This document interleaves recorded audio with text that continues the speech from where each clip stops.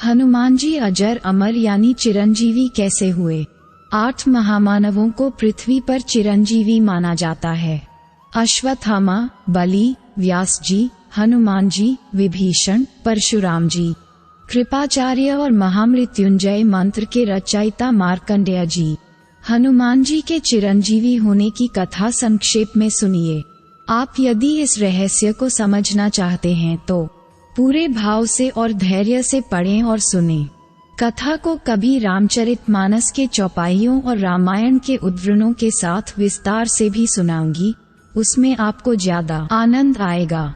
हनुमान जी सीता जी को खोजते खोजते अशोक वाटिका पहुंच गए। विभीषण जी से उन्हें लंका के बारे में संक्षिप्त परिचय प्राप्त हो ही चुका था। पवन सुत ने भगवान श्रीराम द्वारा दी हुई मुद्रिका चुपके से गिराई। रामचरितमानस को देखें तो हनुमान जी के अशोक वाटिका में पहुंचने के प्रसंग से ठीक पहले का प्रसंग है रावण के वहां अपनी रानियों और सेविकाओं के साथ आने का। वह माता सीता को तरह तरह का प्रलोभन देता है, उन्हें पटरानी बनाने की बात कहता है और समस्त रानियों को उनकी सेवा में तैनात कर देने की बात कहता है। परंतु सीता जी प्रभावित नहीं होती तो वह उन्हें डराने का दुस्साहस करता है। चंद्रमा के समान तेज प्रकाशवान चंद्रहास खड्ग निकालकर माता को डराता है और उन्हें 1 मास का समय देता है विचार का। उसके बाद वह या तो उनके साथ बलपूर्वक विवाह करेगा अन्यथा वध कर देगा। माता सीता सशंकित है, कुछ भयभीत भी। संकट के समय में भयभीत होना सहज स्वभाव है। तभी हनुमान जी वहां पहुंचते हैं। वृक्ष पर छुपकर बैठे हैं और उचित समय का प्रतीक्षा कर रहे हैं। हनुमान जी के साथ 3 उलझने हैं। पहला तो माता सीता बहुत भयभीत है, इसलिए यदि वह अचानक वहां पहुंच जाएं तो उन्हें देखकर माता और भयाक्रांत हो जाएंगी। हनुमान जी तो स्वयं को सेवक के भाव से देखते थे। सेवक अपने स्वामी के आदेश से आया है, वह भी उसकी प्राणप्रिया की सुध लेने। जिसकी सुध लेने आया है उसे भयभीत कैसे कर दें। दूसरी उलझन हनुमान जी के समक्ष एक उलझन है कि माता के समक्ष प्रथम बार जा रहा हूँ। वानर कुल को ऐसे ही अशिष्ट माना जाता है। कहीं माता मेरे किसी आचरण को अशिष्टता या उद्दंडता न समझ लें। अगर आज के तौर तरीके में कहूँ तो उनके समक्ष भी वही उलझन है जो हमारे समक्ष होती है। क्या सर्वथा उचित व्यवहार और संबोधन होना चाहिए, ये सब सोच रहे हैं। तीसरी उलझन मैं किस भाषा का प्रयोग करूं अपनी बात कहने के लिए। रावण को उन्होंने उत्तम संस्कृत भाषा का प्रयोग करते सुना है, तो यदि वह भी संस्कृत भाषा बोलते हैं तो कहीं उन्हें भी रावण का भेजा हुआ कोई मायावी समझकर माता क्रोध में चिल्लाने लगे और रक्षकों की नींद खुल जाए। किष्किंधा की बोली का प्रयोग करूं तो माता के लिए यह अपरिचित लगेगा। बहुत विचार करने पर वह अयोध्या की भाषा का प्रयोग करते हैं। संवाद बहुत काम करता है। जब ऋषमुख पर उनकी भेंट श्रीराम और लक्ष्मण जी से हुई थी तो वह एक ब्राह्मण का वेश धरकर पहुंचे थे और उत्तम संस्कृत भाषा का प्रयोग कर रहे थे। तब श्रीराम ने कहा था कि इनकी वाणी में जितनी मिठास है उतनी ही सुंदर शैली, उतना ही उच्च कोटि का व्याकरण प्रयोग। ऐसे व्यक्ति यदि जिस राजा के मंत्री हो वह राजा कभी दुखी हो ही नहीं सकता। तो हनुमान जी ने मुद्रिका गिराई और माता की प्रतिक्रिया को बड़े गहराई से देखा। तब देखी मुद्रिका मनोहर, राम नाम अंकित अति सुंदर। चकित चित मुद्री पहचानी, हर्ष विषाद हृदया अकुलानी। तब उन्होंने राम नाम से अंकित अत्यंत सुंदर एवं मनोहर श्री राम जी की अंगूठी देखी। अंगूठी को पहचानकर सीता जी आश्चर्यचकित होकर उसे देखने लगी और हर्ष तथा विषाद से हृदय में अकुला उठी। माता विभोर हैं, चकित हैं कि ये कहाँ से आई। यदि राम नाम के रस में डूबते हैं या राम नाम रसद्रा की महिमा का आनंद लेना है तो इन 3 चौपाइयों के लिए आप तुलसी बाबा को उनकी भक्ति को देखते हुए श्री हनुमान जी के समकक्ष राम भक्त मान लेंगे। जीती को सखी अजय रघुराई, माया ते असी रची नहीं जाए। सीता मन विचार कर नाना, मधुर बचन बोलेउ हनुमाना। सीताजी विचारने लगी, श्री रघुनाथ जी तो सर्वथा अजेय हैं, उन्हें कौन जीत सकता है, और माया से ऐसी अंगूठी बनाई ही नहीं जा सकती।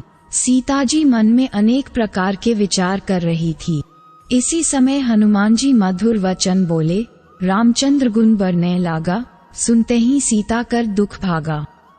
लागी सुने श्रवण मन लाई, आदेहु ते सब कथा सुना।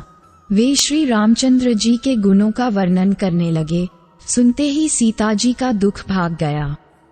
वे कान और मन लगाकर उन्हें सुनने लगी। हनुमान जी ने आदि से लेकर अब तक की सारी कथा कह सुनाए। सीता जी पीड़ा में हैं, आत्मनाश तक के भाव से ग्रसित हो रही हैं। उसी समय हनुमान जी उन्हें आनंदित करते हैं, उनके मुख पर मुस्कान ला देते हैं।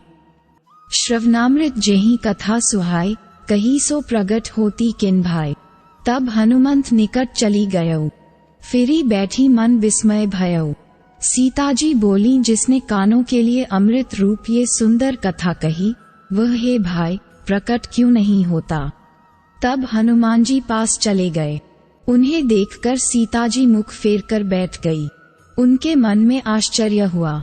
अब देखिए अपने चातुर्य, अपनी बुद्धि का कैसा सुंदर परिचय हनुमान जी देते हैं। इस दोहे को पढ़ते तो मेरे रोंगटे हर्ष से खड़े हो जाते हैं। रामदूत मैं मातु जानकी, सत्य सपथ करुणा निधान की। यह मुद्रिका मातु मैं आनी, दीन ही राम तुम कह सहिदानी। हनुमान जी ने कहा, हे माता जानकी, मैं श्री राम जी का दूत हूँ। करुण निधान के सत्य शपथ के साथ कहता हूँ, हे माता, यह अंगूठी मैं ही लाया हूँ। श्री राम जी ने मुझे आपके लिए ये सहिदानी दी है। माता सीता ने उसे तत्काल पहचान लिया। वैसे तो सुग्रीव ने हर दिशा में दूत भेजे थे, पर प्रभु श्री राम जानते थे कि उनकी प्राणप्रिया के पास पहुँचेंगे तो बस हनुमान जी, सीता जी उस समय क्या सोचेंगी वह भी प्रभु जानते थे। हनुमान जी ने कहा, अतिशय प्रिय करुणा निधान की। करुणा निधान संसार में सिर्फ माता सीता ही श्री राम को एकांत में कहती थीं। उसके अलावा और कोई नहीं। माता ने जब ये सुना तो उन्हें पूर्ण विश्वास हो गया कि यह कोई मायावी वानर नहीं, श्री राम का सेवक ही है। माता ने अपने नाथ का कुशल क्षेम पूछा। हनुमान जी ने उनकी विरह वेदना बताई कि हे माता, आपके विरह में प्रभु इतने दुर्बल हो गए हैं कि जो मुद्रिका मैं लेकर आया हूँ वह अब उनकी उंगलियों में नहीं आते, बल्कि कंकण यानी कंगन की तरह पहनने योग्य हो गए हैं। हनुमान जी ने प्रभु का संदेश माता को दिया। माता का कुशल क्षेम पूछा। माता से आज्ञा लेकर वाटिका के फल खाए। हनुमान जी ने फल इसलिए खाए क्योंकि माता को आशंका थी कि हनुमान जी जैसे वानरों के सहयोग से क्या प्रभु रावण को जीत सकेंगे। माता पूछती हैं कि क्या सारे वानर तुम्हारे ही जैसे हैं? तो हनुमान जी कहते हैं, कुछ मेरे से छोटे भी हैं। तो माता को शंका होती है कि फिर कैसे होगा। हनुमान जी ज्ञानियों के बीच अग्रगण्य हैं, यानी ज्ञानी जनों में भी श्रेष्ठ हैं।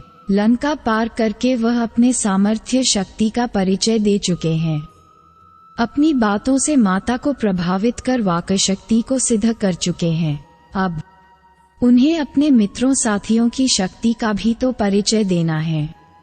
इसके साथ साथ रामदूत हनुमान जी को शत्रु के मन में श्री राम की शक्ति का प्रदर्शन कर एक चेतावनी भी देनी थी।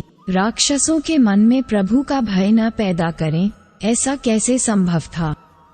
हनुमान जी ने फल खाने के बहाने वाटिका में इतना उत्पात मचाया कि रावण ने अपने परमवीर पुत्र अक्षय कुमार को हनुमान जी को पकड़ने भेजा।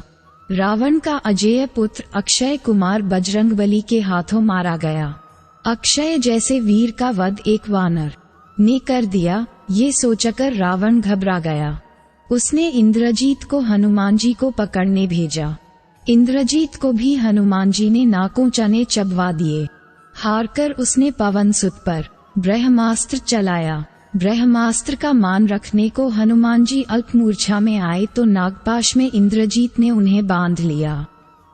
हनुमान जी को रावण के दरबार में लाया गया। एक झटके में ही उन्होंने खुद को मुक्त कर लिया। कलयुग के भगवान हनुमान जी का अगर सच्चे दिल से जाप किया जाए तो व्यक्ति हर तरह की मुश्किलों से बच सकता है। जय श्री राम, जय हनुमान।